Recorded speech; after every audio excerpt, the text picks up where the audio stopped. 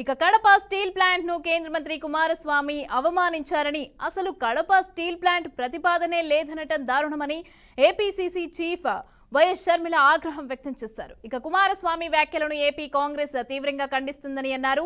కడప ఉక్కు అలాగే సీమ ప్రజల హక్కు అని ఆమె పేర్కొన్నారు. ఏపీ ప్రయోజనాలతో బీజేపీ చెలగాటమాడుతోందని మండిపడ్డారు.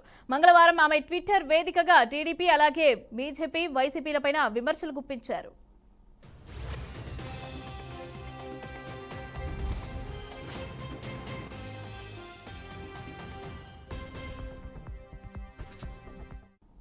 కడప స్టీల్ ప్లాంట్ కోసం జగన్ రెడ్డి 2 సార్లు టెంకాయలు కొట్టి 4 సార్లు శంకుస్థాపనలు చేశారని, అయినా కూడా అడుగు ముందడుగు పడలేదని ఆవేదన వ్యక్తం చేశారు. కడప స్టీల్ ప్లాంట్ పైన విభజన చట్టంలో కాంగ్రెస్ ఆధ్వర్యంలోని యూపీఏ ప్రభుత్వం స్పష్టమైన హామీ ఇచ్చిందని గుర్తు చేశారు. అయితే ఏపీ విభజన హామీలను బీజేపీ కాలరాసి కడప ప్రజలకు తీరని ద్రోహం చేసిందని ఫైర్ అయ్యారు.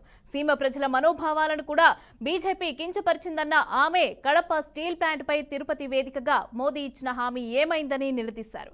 కేంద్ర మంత్రి ప్రకటనపైన సీఎం చంద్రబాబు సమాధానం చెప్పాలని డిమాండ్ చేశారు.